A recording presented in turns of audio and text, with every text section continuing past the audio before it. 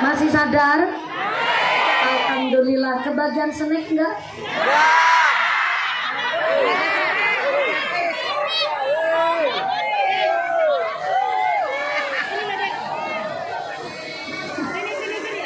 Katanya ngaji di depan kantor dinas tapi nggak dapet snack.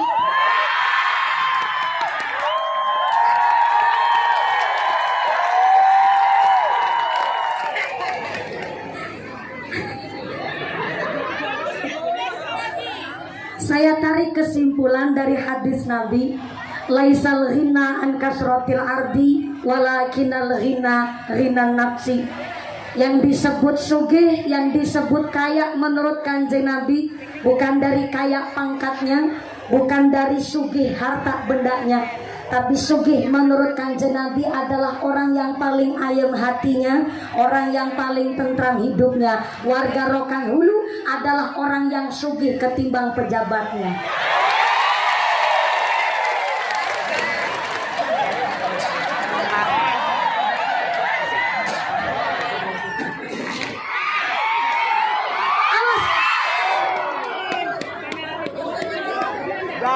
Gagal tukang drone. Panitia yang berbagi ambil drone, mohon izin. Ibu nggak apa-apa? Ibu yang muslimat pakai jilbab coklat, mohon izin. Kita lagi negara, mohon izin. Yang lain duduk, yang lain duduk, yang lain tetap duduk, yang lain tetap duduk. Mohon izin dari staf. Muslimat yang pakai jilbab coklat bisa dibantu dulu. Gagal tukang drone. Mohon izin.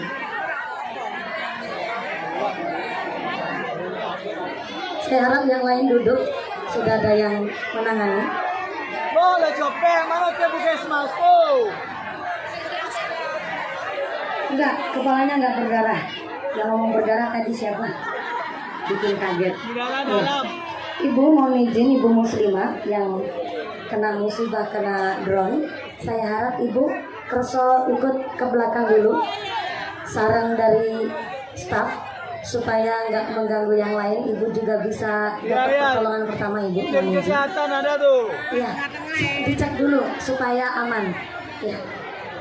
Berarti kalau ngajinya tambah siang tambah rame, ini sebenarnya niatnya baik ibu. Tadi ibu juga seneng kan di shooting drone ya kan? Iya.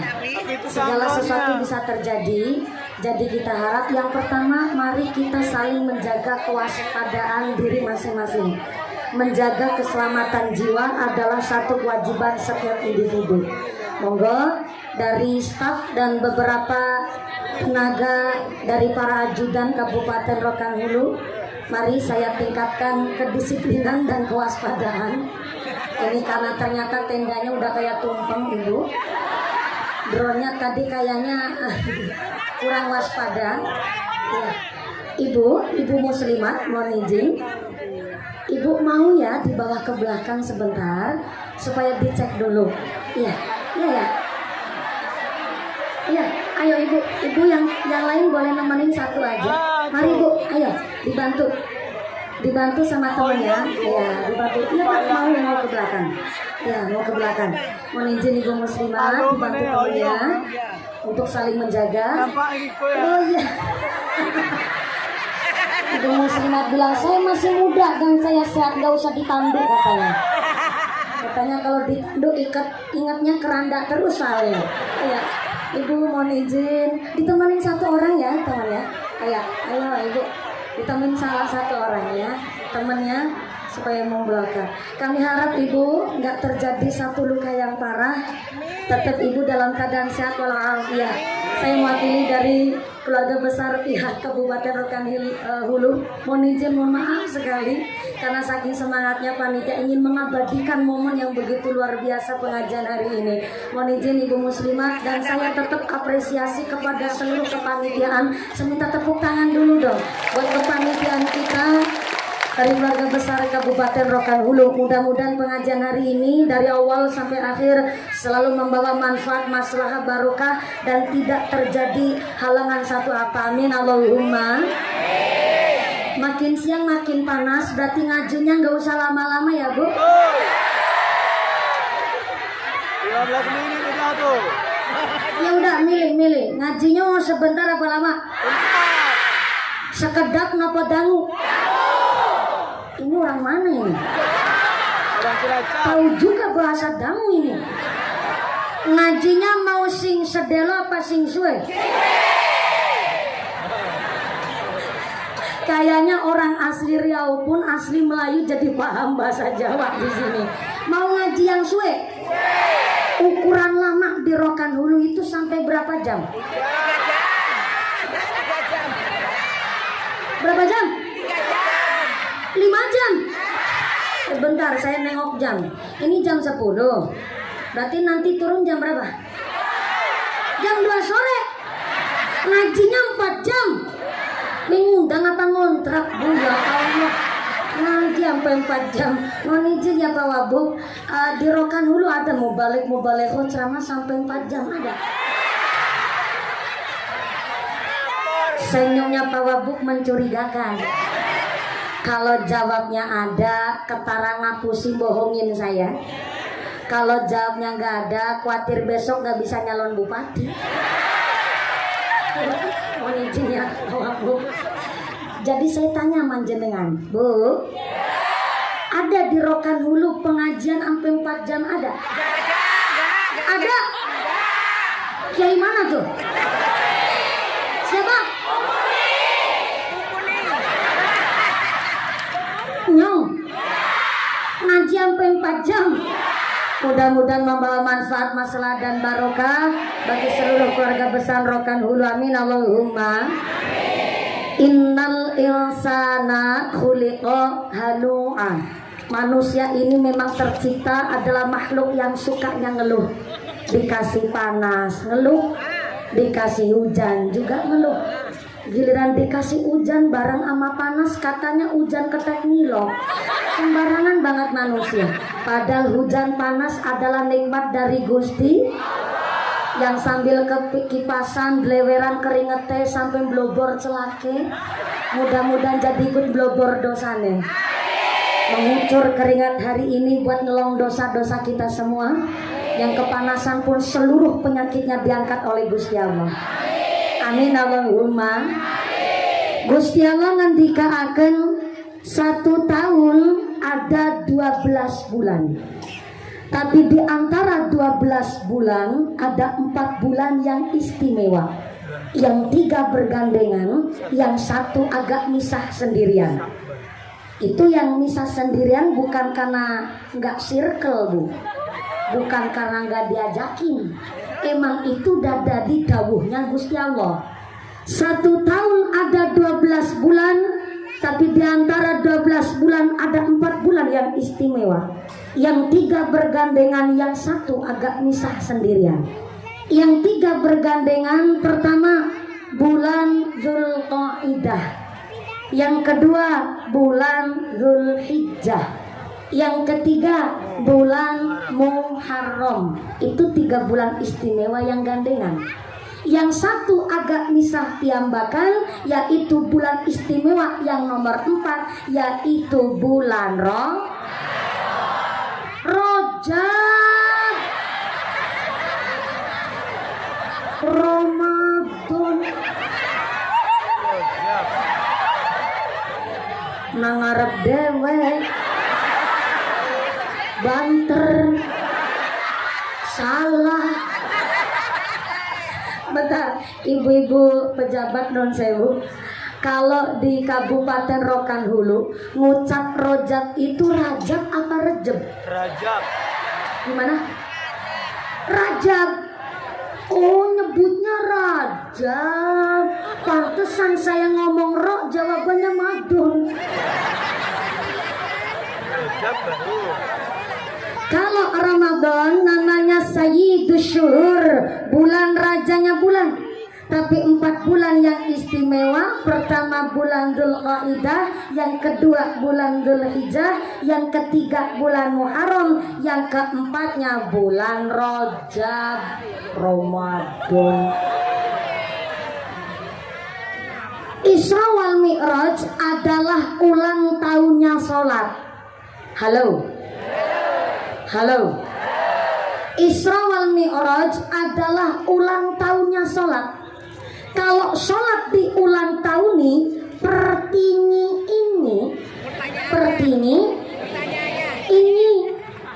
berapakah tahun ini umurnya sholat? Ternyata di tahun 1444 Hijriah ini sholat sudah berumur 1402 tahun. Saya ulang. Ternyata di tahun ini sholat sudah berumur 1402 tahun. Tulis. Bu, Assalamualaikum. Bawa buku apa enggak? Ya Allah, kebiasaan. Sebelah tengah sini. Assalamualaikum. Ibu-ibu bawa buku enggak? Ya wis ora apa-apa. Pojok sebelah kiri. Bapak ke? Sini rokan dulu, kalau manggil bapak itu apa? Gimana? Ayang ngembek. Ya Allah, gaul banget nih Miss Sartina. Manggil suami katanya ayang ngembek. Sini manggilnya bapak. Bapak. Orang Cilacap manggilnya bapak ke. Di sini manggilnya abah. Ayah. Udah. Gaya banget manggilnya ayah. Ayah. Ayahnya siapa? Ya udahlah, manggilnya bapaknya aja ya Bu ya. Bapak ke? Bapak ke? Assalamualaikum. Bapak-bapak bawa buku apa enggak? Enggak. Bawa pulpen enggak? Bawa. Bentar, saya tanya betulan ini loh. Ini serius banget saya tanya, ulangi. Bapak-bapak bawa buku apa enggak? Bawa. Enggak. Enggak bawa buku. Bawa pulpen.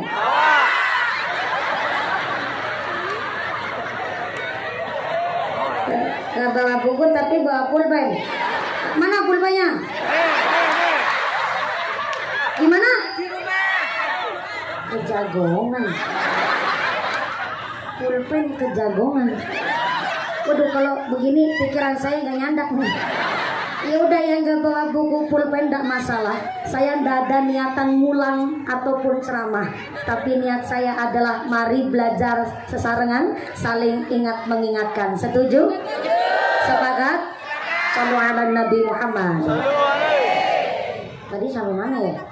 Oh iya, sholat di tahun ini sudah berumur 1402 tahun. Bagaimana cara ngitung umurnya sholat?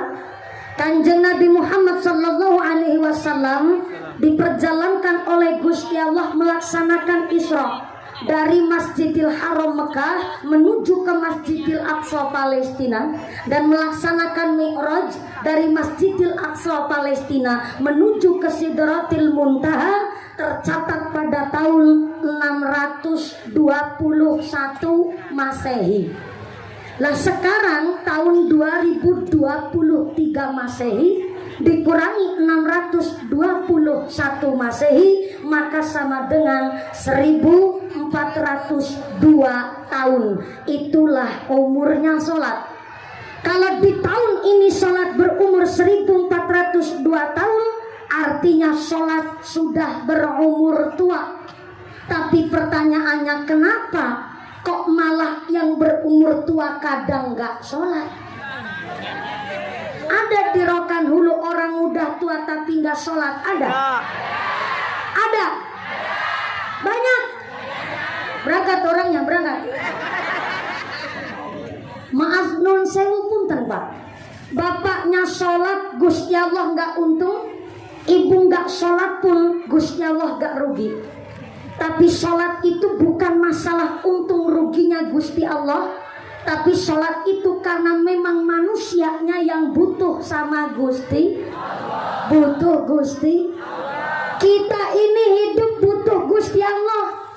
Sebab apa? Allah mengatakan qul bifadlillahi wa birahmatihi fabidzalika falyafrahu huwa khairum mimma yajma'un. Rahmat dan karunia Gusti Allah diberikan kepada manusia jika dibandingkan dengan apa yang kita kumpulkan berupa harta. Tentu antara rahmat karunia Allah dibandingkan dengan harta yang kita kumpulkan, jelas lebih banyak rahmat dan karunia-Nya Gusti Allah. Bukti nyata, kita lahir saja kullu mauludin yuladu 'alal fitrah. Kita lahir ke dunia sudah dalam keadaan sugih. Saking sugihnya kita hari ini ambekan napas. Ini hidung napas mangsluk metu, orang majek orang bayar. Ini mata bisa keyip, nggak usah mami bayar pajak. Sugih enggak? Sugih enggak? Saking sugihnya tangan masih bisa ditekuk, kaki masih bisa ditekuk. Ini tangan kaki ditekuk, saking sugihnya ditekuk buat ngelakonin sujud. Coba kalau Allah kasih kemiskinan sama kita, tangan gak bisa ditekuk, kaki gak bisa ditekuk. Mohon maaf, kalau sampai tangan kaki gak bisa ditekuk, bapak rumah tangganan maaf manuknya nganggur pak.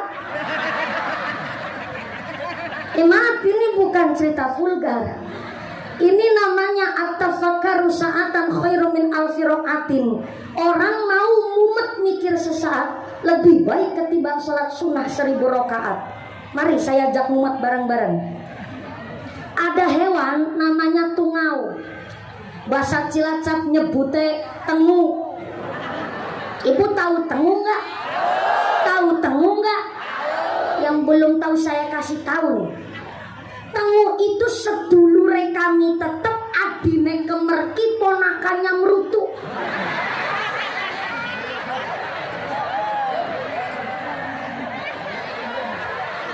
Gak usah lah bertanya tengu anaknya siapa.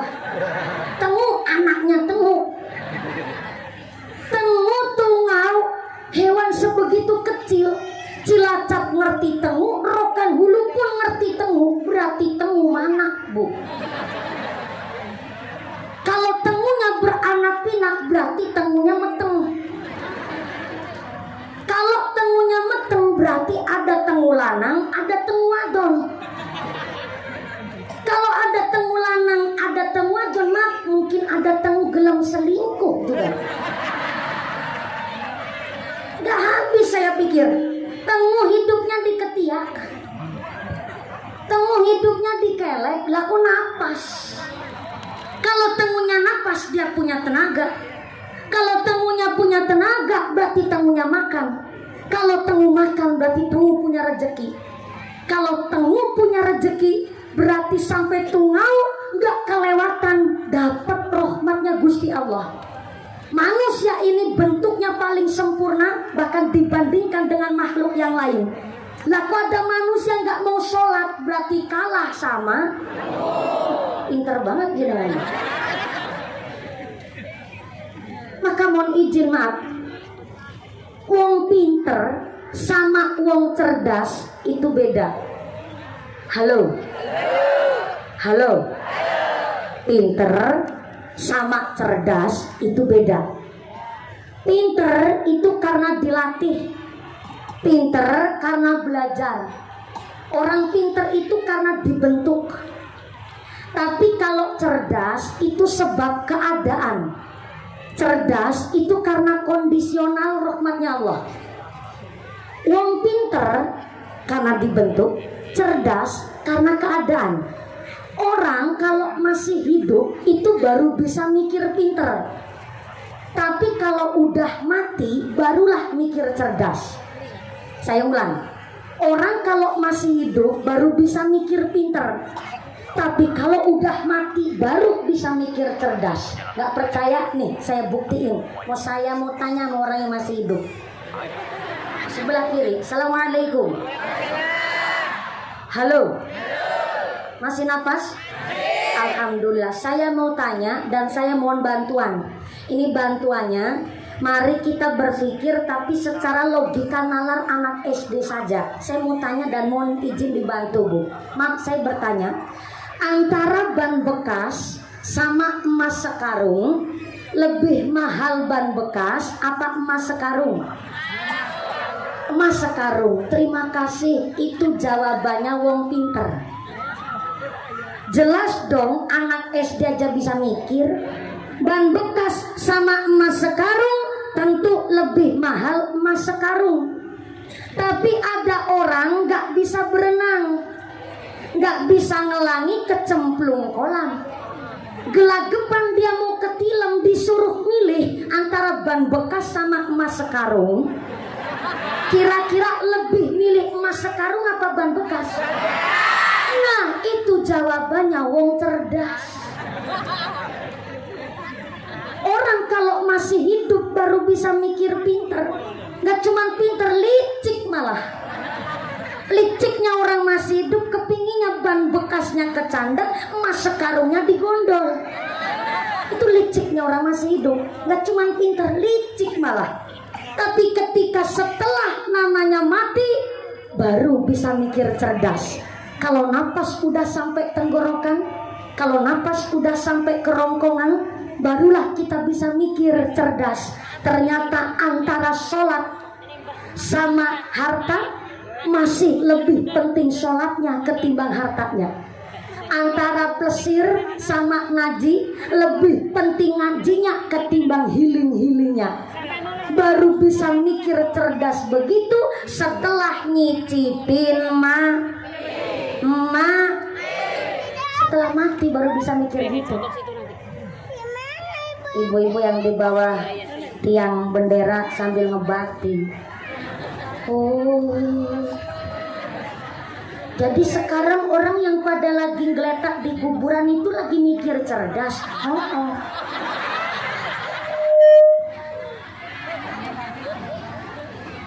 Kenapa saya ngomong begini? Karena kita masih hidup cuma mikir pinter, belum bisa mikir cerdas. Waktu masih hidup kita ini dikelabui dengan nikmatnya dunia, termasuk yang lagi ngomong ini. Padahal yang namanya kematian, fa idza jaa ajalluhum la yastaghfiruna sa'atan wa la yastaghfimun. Lamun sudah datang yang namanya ajal mencabut nyawa, maka nggak bisa diundur, nggak bisa dimajukan walaupun cuma sesaat, Bu. Namanya mati nggak pandang bulu. Bisa panjenengan duluan, saya belakangan, bisa? Atau mumpuni belakangan jenengan duluan, monggo saya ikhlas. Ikhlas saya, Bu. Ini kan udah dibalik tadi.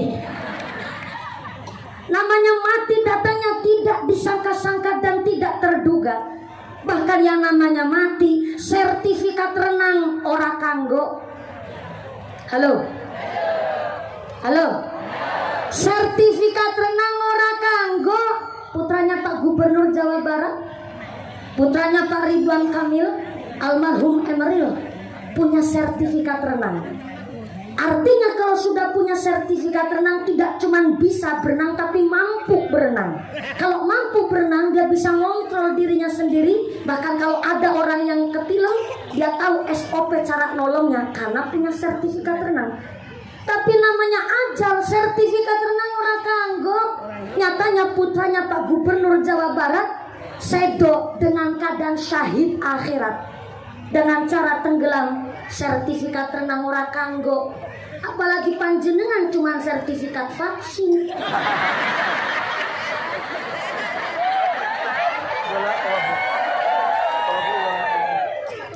Udah pada vaksin belum? Udah berapa kali vaksinnya? Terus pada pinter lu? Buanter banget kok. Mesti gara-gara BLT sama PKH. Oh enggak, ibu-ibu langsung ngejawab enggak. Karena sebagai warga negara yang baik, demi kesehatan dan menjaga keselamatan jiwa, vaksinnya udah pada cepet banget. Mudah-mudahan sehat walafiat. Rokan hulu dijauhkan dari segala wabah musibah. Amin Allahumma. Maka di dalam kitab Mukasafatul Qulub, 100 hari hendak meninggal dunia, setiap calon jenazah ngasih ciri-ciri, ngasih pengertian bahkan ngasih peringatan sama di sekeliling dan keluarganya. Menurut kitab Mukashafatul Qulub, 100 hari hendak meninggal dunia setelah asar, baik orang yang sholat ataupun enggak. Setelah asar kerasa sakit di kepala, satu titik pusatnya mak teng. Teng cara sini apa ya? Takut beda nyebutnya soalnya. Teng itu apa ya? Teng. Jadi teng itu ya nyut. Tapi kok kurang sakit ya Bu? Soalnya kalau nyut itu agak kurang sakit, nek itu sakitnya luar biasa. Jadi menurut kitab Mukashafatul Qulub, sakitnya itu satu titik pusatnya di kepala setelah asar, nggak bisa diobatin dalam waktu agak panjang. Diminumin kopi yang nggak sembuh, diminumin obat bodrek pun nggak sembuh. Jadi satu titik pusatnya setelah asar di kepala itu sampai beberapa saat itu sakitnya nggak sembuh-sembuh, dan sakitnya itu konsisten, luar biasa sakitnya setelah asar. Yang kedua, masih menurut kitab Mukashafatul Qulub, 100 hari hendak meninggal dunia, telinganya itu kalau ditekuk baliknya lambat. Kalau yang normal ketika telinganya ditekuk itu kan baliknya cepat. Nah, berhubung ibu-ibu lagi pada pakai jilbab, bapak-bapak kan nggak jilbaban ya Pak? Ayo Pak, kita cek Pak. Cek umur kan nggak ada salahnya. Oh ya nih tukang syuting mumpung di depan saya. Wede, tukang syutingnya ganteng banget.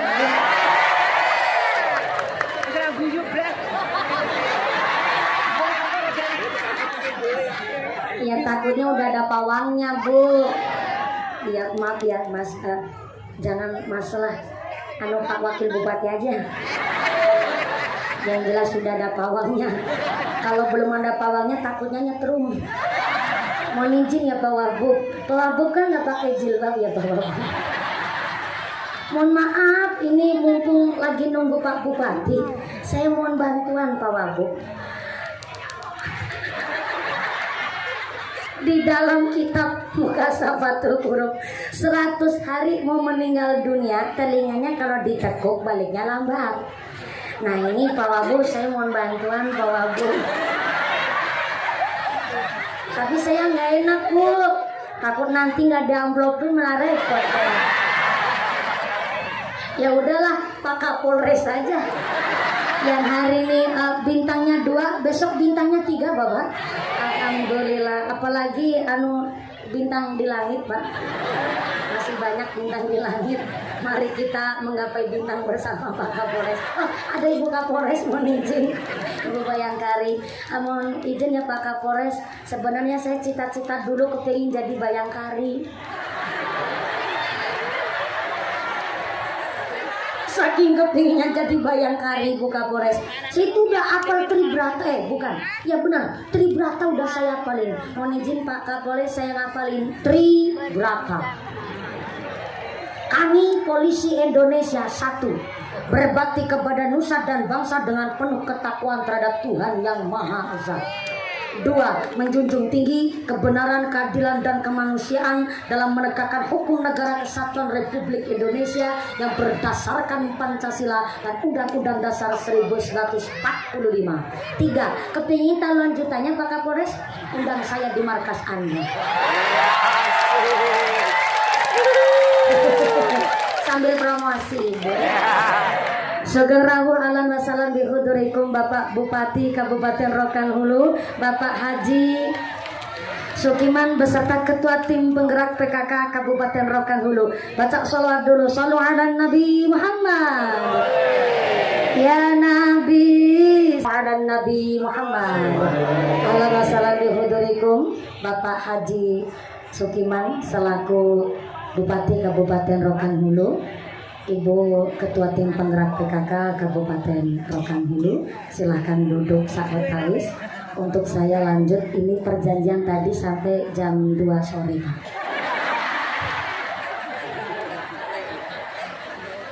izin ya Pak Bupati. Satu hikmah saya belajar dari Pak Bupati Rokan Hulu, berkahnya pangkat, datangnya telat, duduknya di depan.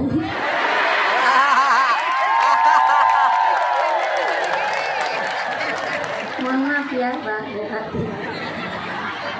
Mau izin ya Pak Bupati, ini saya yang kegasihkan apa Pak Bupati yang kelakar?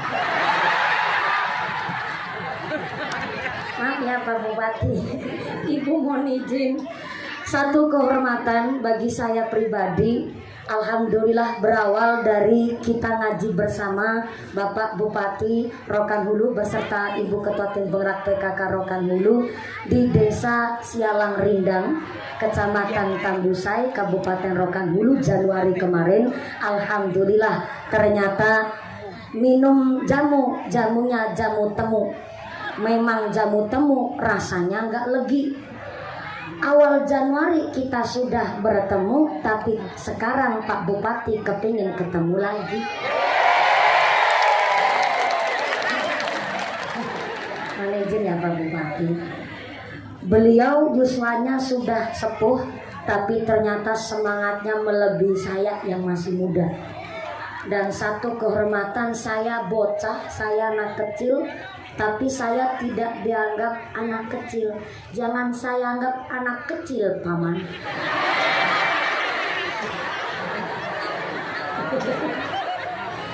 Dan beliau alhamdulillah kerso hadir dulu di kampung Sialang Rindang. Dan masih hari ini saya ingat beliau dengan Masya Allah seorang bupati, orang nomor 1 di Rokan Hulu, tapi tetap adab asor dan tawadu. Tepuk tangan dulu dong buat Pak Bupati kita. Dan saya belajar lagi dari beliau, yang namanya bayangan ya tergantung tongkatnya. Kalau tongkatnya lempeng, bayangannya lempeng. Tapi kalau tongkatnya bengkok, jangan harap bayangannya juga ikut lempeng. Tentu bayangannya juga ikut bengkok. Betul? Betul? Saya belajar dari beliau, Pak Haji Sukiman, dari asmanya kayaknya dari suku Jawa.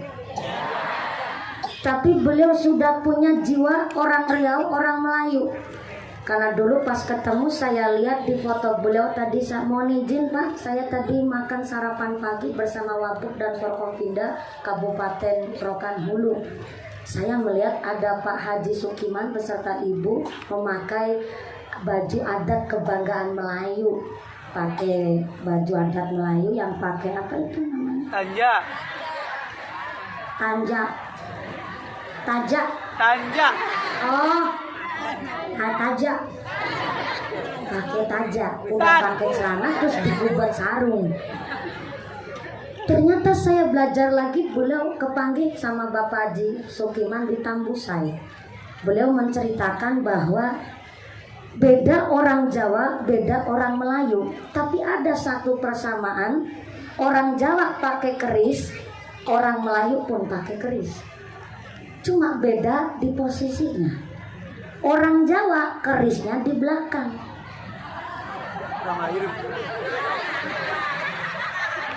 Mohon izin, kenapa orang Jawa kerisnya di belakang?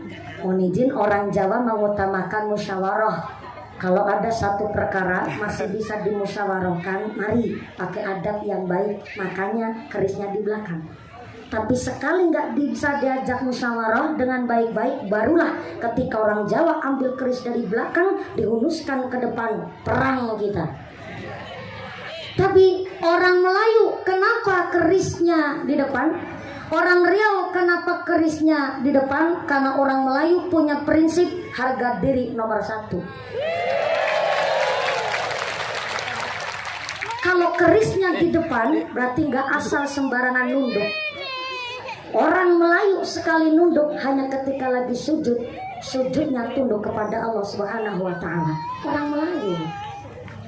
Artinya orang Melayu itu punya jiwa, mentalnya itu mental tawon.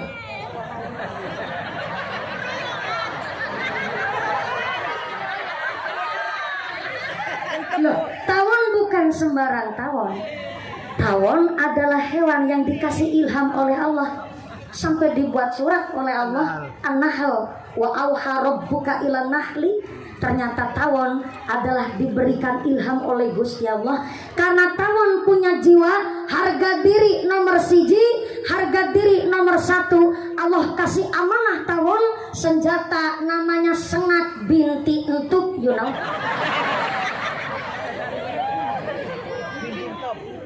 Tawon bisa menjaga amanah dari Gusti Allah karena dikasih senjata namanya sengat, gak sembarangan nyengat. Tawon dikasih senjata entuk, gak sembarangan mentuk. Sehingga pernah lihat ada tawon sama tawon entuk-entupan. Karena tawon bisa ngontrol emosi, karena prinsipnya harga diri nomor satu. Tawon punya semboyan, lo asik gue santai, lo usik gue bantai.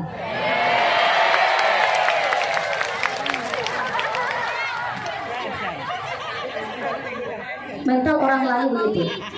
Walaupun kerisnya di depan, dengan seketika gampang orang Melayu, orang Riau ambil keris di depan. Tapi orang Melayu punya prinsip, al muslimu man salimal muslimuna min yadihi walisanihi. Sebaik-baiknya orang muslim adalah yang mampu menjaga perbuatannya dan mampu menjaga lisannya. Kalau disengat kerasa sakit, gak usah nyengat sama orang lain. Kalau dientuk kerasa sakit, gak usah ngentuk sama yang lain. Kalau diomong jelek kerasa sakit hati, gak usah ngomong jelek sama yang lain. Prinsip orang Melayu, orang Riau begitu. Punya jiwa, harga diri nomor satu, gak sembarangan nyengat walaupun punya senjata. Tepuk tangan dulu dong buat orang Provinsi Riau yang keprok utangnya lunas kabeh. Jangan minyak keras ketara utangnya banyak. Semoga rezekinya yang barokah. Amin Allahumma. Amin Allahumma. Dan setiap pengajian saya di Kabupaten Rokan Hulu, satu lagi hikmah yang saya ambil, beliau Bapak Bupati selalu didampingi oleh ibu kita, Ibu Ketua Tim Penggerak PKK, panjenenganipun bentar Ibu Hajah. Takut salah saya. Ibu Hajah Penny Herawati. Mohon izin Ibu, alhamdulillah beliau sangat-sangat paham untuk selalu mendampingi para suami, karena di balik suami yang sukses pasti ada seorang istri yang doanya mustajabah. Tepuk tangan dulu buat para ibu pejabat kita yang selalu mendampingi sukses karir para suami. Jadi bapak-bapak nih jangan pada sombong nih Pak. Bapak-bapak udah pada punya pangkat di pundak, bertitel-titel pangkatnya. Pak Kepala Kejaksaan, alhamdulillah, yang lagi hamil 8 bulan setengah ya Pak.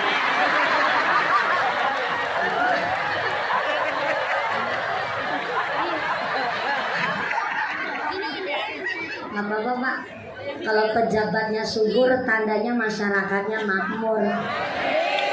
Amin Allahumma. Ada satu cerita Ibu. Ceritanya menggelitik sih, tapi ya enak juga. Saya belajar dari Ibu Bupati, Ibu Ketua Tim Penggerak PKK.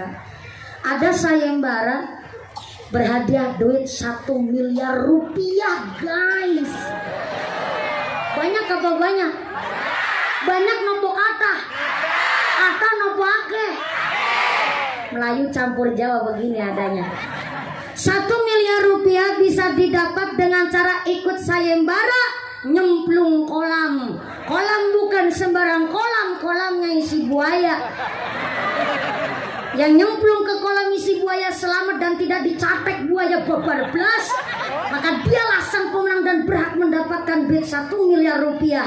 Dipengumumkan selama 1 bulan 30 hari. Setelah 30 hari nggak ada yang daftar, babar ploklas. Ya iyalah, siapa yang mau jadi empane buaya?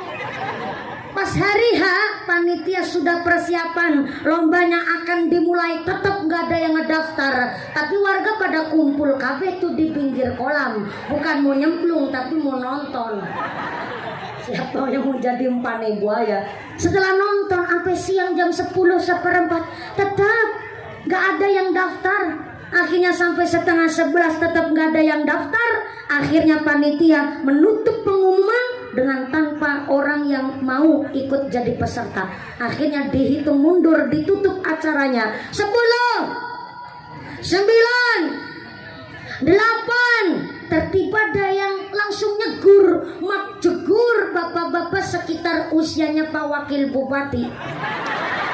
Nyemplung ke kolam isi buaya, dia ngelangi sekuat tenaga, didukung, disupport, didoakan sampai di tanggulnya kolam selamat dan tidak kecokot buaya sama sekali. Seluruh penonton terheran-heran, mesti wong ahli tawasul ya. Mesti orang ahli manakib ini. Kalau doa mesti dongane angel-angel ini. Pantesan nyemplung kolam isi buaya nggak kecokot babar blas. Akhirnya setelah dia naik ke tanggulnya kolam, selamat dengan tidak ada luka sedikit pun, dialah sang pemenang dan berhak mendapatkan duit 1 miliar rupiah. Setelah naik ke podium, panitia hendak menyerahkan duit 1 miliar. Pemenang bilang, stop, aja gugupan niki duit 1 miliar diberikan kepada saya. Nah, kenapa Pak Pemenang? Saya mau tanya, tadi siapa yang jejak saya dari belakang? Gak sengaja nih, ada yang dorong. Lagi dongkol banget nih saya. Saya nyemplung itu ada yang ngejejak saya dari belakang. Ayo, siapa yang ngejejak saya? Nggak ada yang ngaku. Dari ribuan penonton yang lihat, nggak ada yang ngaku. Akhirnya sang pemenang bilang, ya udah nih, karena nggak ada yang ngaku nih, saya udah dapat 1 miliar nih. Ya 500 juta saya kantongin sendiri. Ya 500 juta sisa akan saya berikan kepada pelaku yang ngejejek saya dari belakang. Siapa yang ngejejek saya? Ada yang ngacu, ternyata istrinya sendiri.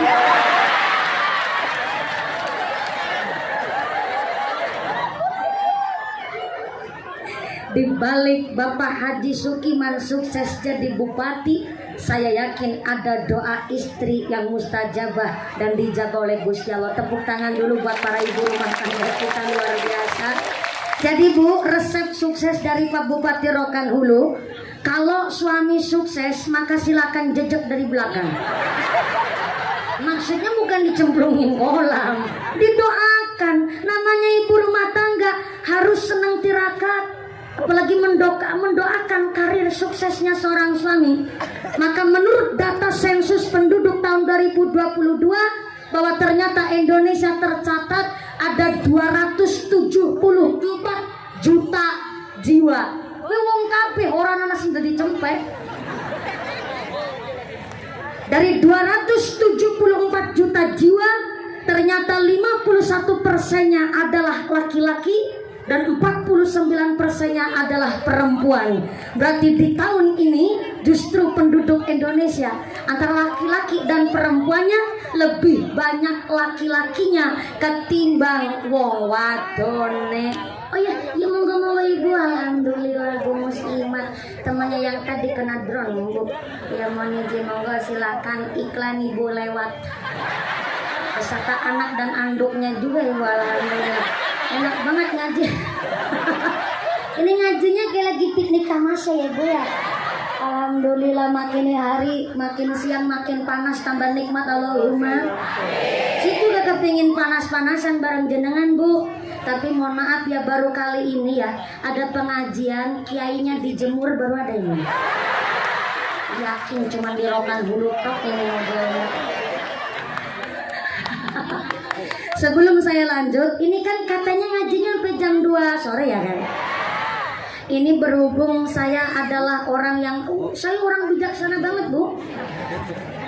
Maka hari ini saya harap panjenenganipun Bapak Bupati Kabupaten Rokan Hulu, Bapak Haji Sukiman kerso memberikan pidato sambutan untuk arahan kepada seluruh warga masyarakat Rokan Hulu yang hadir di halaman rumah dinas kantor dinas Bapak Haji Sukiman selaku Bupati Kabupaten Rokan Hulu untuk memberikan arahan di acara pengajian Isra wal Mi'raj dan pembukaan MTQ tahun 2023 1444 Hijriah. Silakan Bapak Bupati Kabupaten Rokan Hulu, Bapak Haji Sukiman untuk memberikan pidato sambutan, memberikan arahan kepada warga Rokan Hulu. Shallu ala Nabi Muhammad.